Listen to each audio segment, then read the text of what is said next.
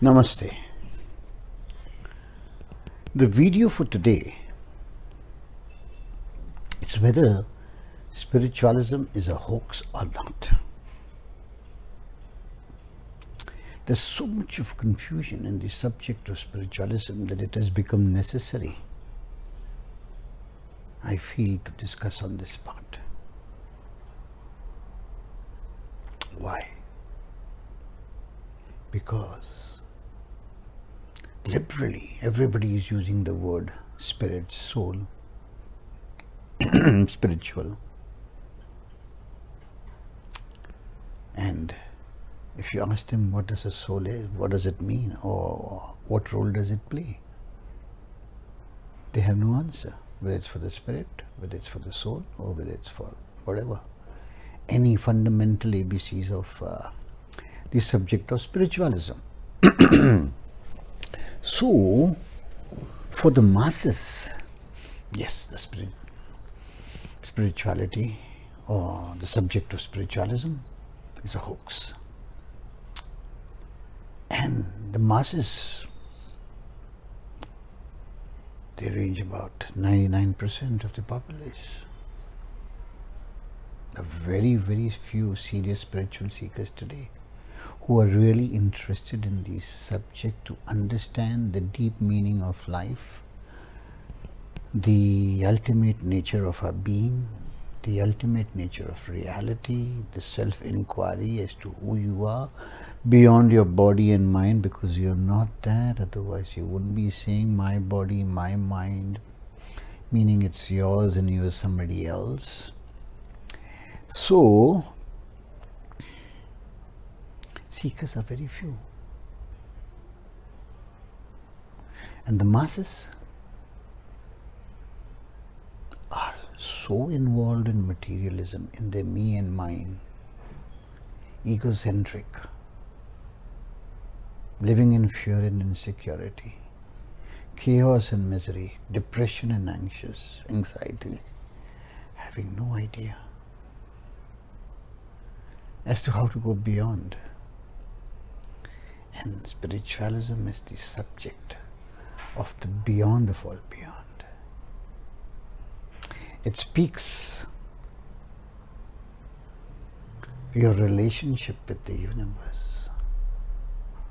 It speaks of that oneness, that fullness, that wholesomeness, that absoluteness, which we are not concerned about. As to how we all are interconnected, interrelated, interdependent with Mother Earth. We are not interested. Busy destroying the ecology and the nature of this earth.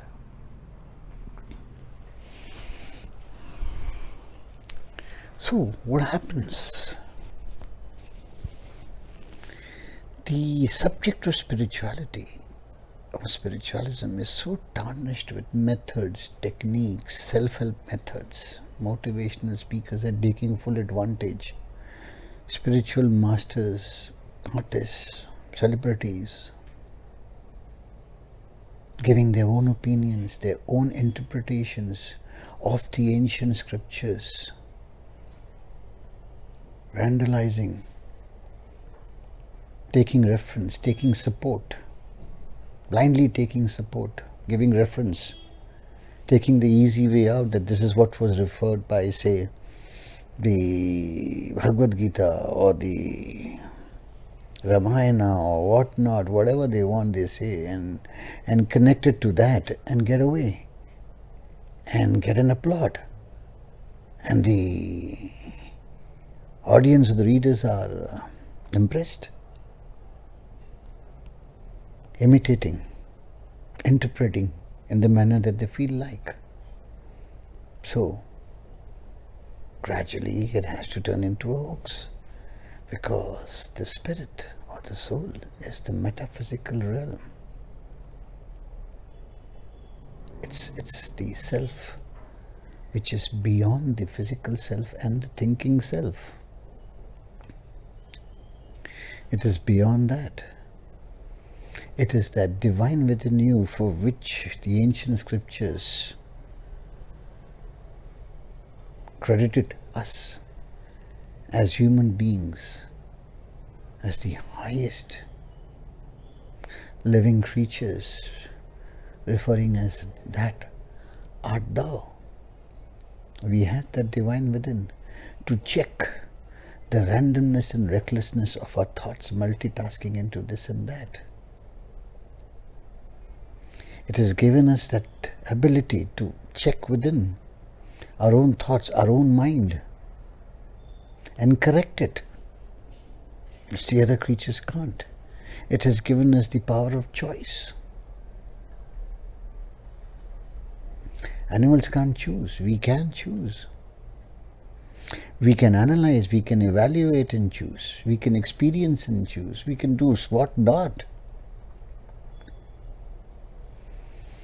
We have the most phenomenal mind out of that nominal spirit, which provides that. Whereas the masses are concerned only in dualism, of this and that, of happiness and sadness, churning in the vicious cycle of pleasure and pain, good and bad, positive and negative, and morality and conscious. So, what happens? There's always, when there is happiness, there's always a shadow of its duality, that is relativity and opposite, lurking behind. And we do not know how to get out of that roller coaster ride. So, that's what the masses are. They're basically followers of others' experiences, blindly following, not questioning.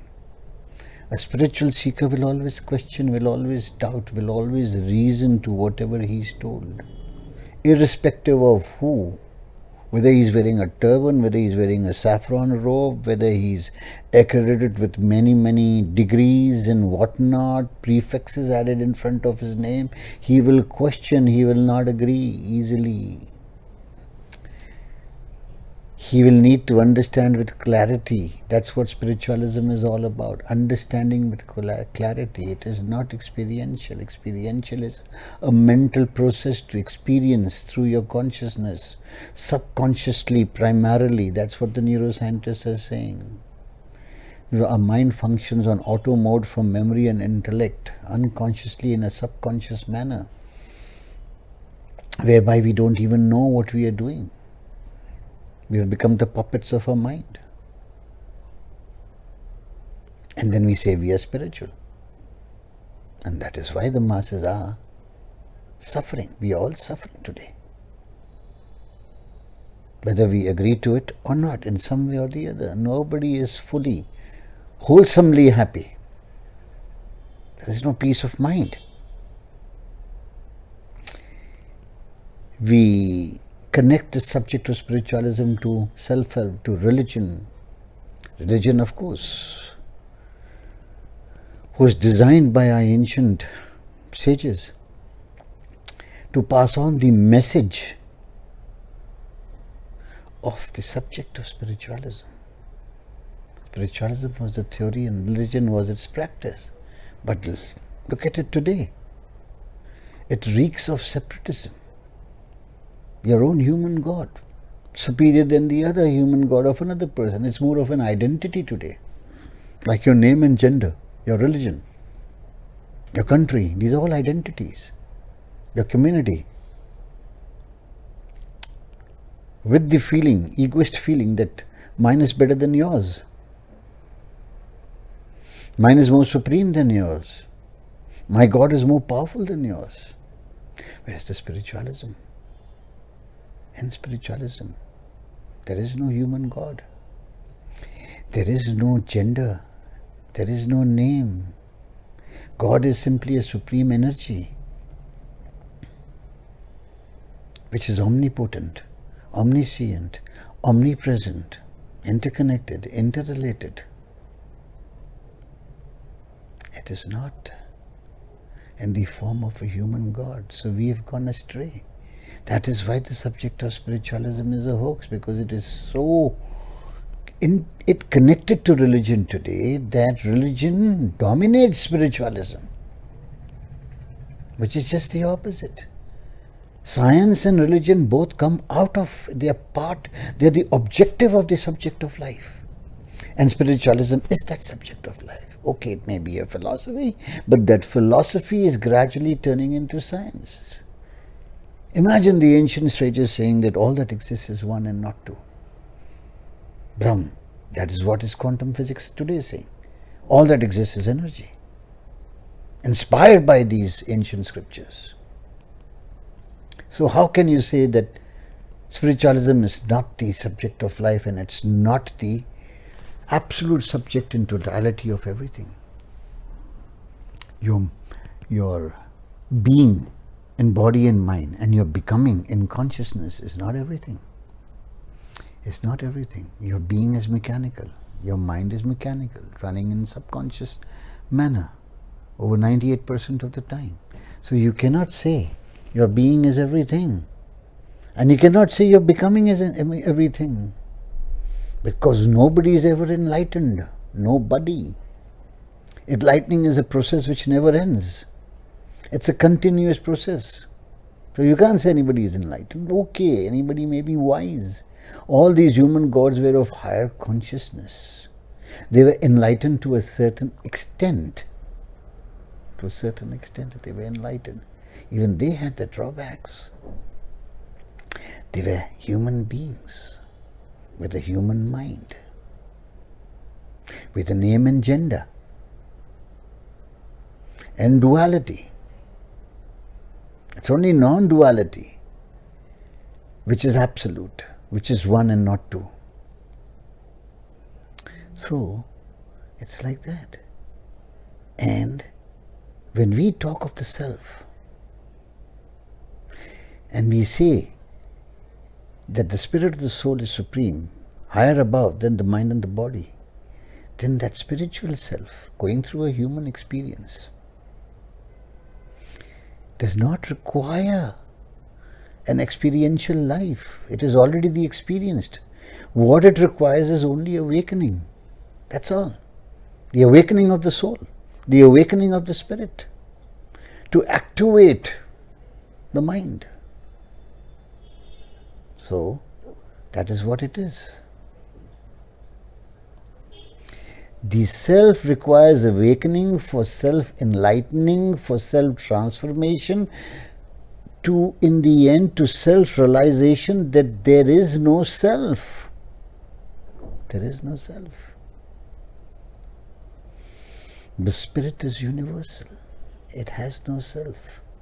And that is who we are. That beingness, that presence of beingness within us.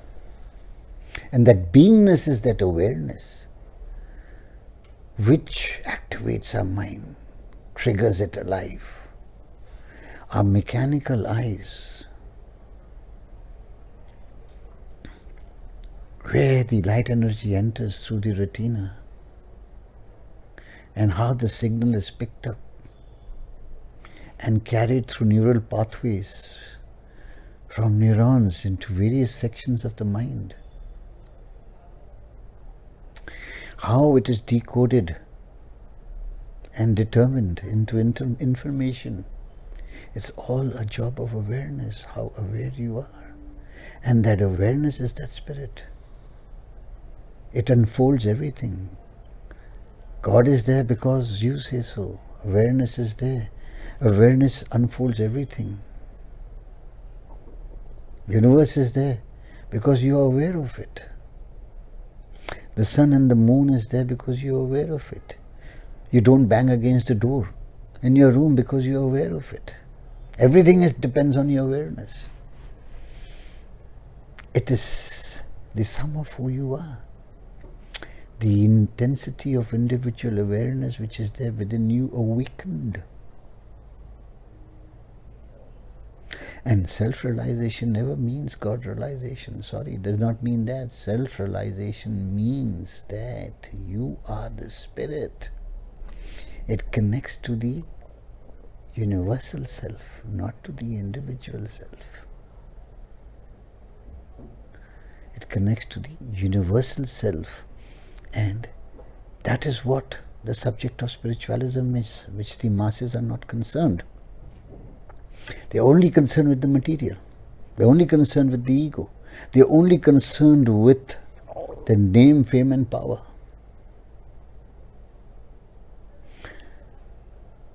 The masses, which includes 99% or more than 99%, I cannot give a percentage, but it includes all of us, that we are only concerned with whether I see a guru, I see a spiritual celebrity, I see anybody. All concerned with the name, fame and the image and the prefixes that they add before their name. So it all depends on whether you are a follower, a blind believer, or whether you are living your life not with your intellect, which is borrowed knowledge from here and there, but with your intelligence, your unique intelligence which you have, whether you're living with that. A spiritualist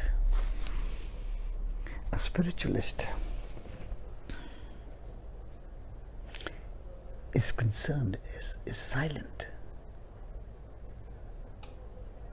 Silent means does not think much, does not rely on his thoughts, which constantly keeps changing. A spiritualist is existential. He lives from one moment to the next, in the present. His thoughts are always of the past, stuck in the past, going into the future. That's for the masses. A spiritualist will live, not think, live from one moment to the next, spontaneously and effortlessly. Experiencing is for the mind.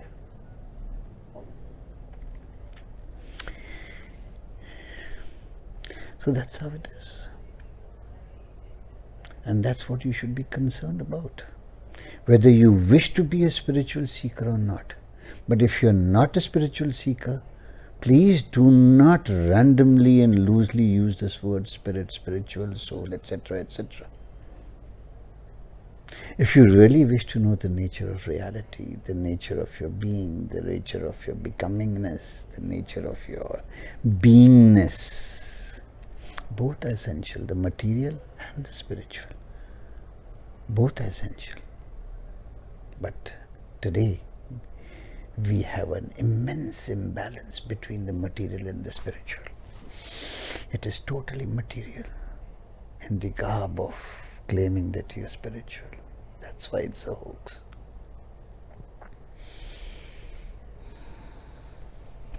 It's imbalanced. And that is why the world is imbalanced. And that is why we unconsciously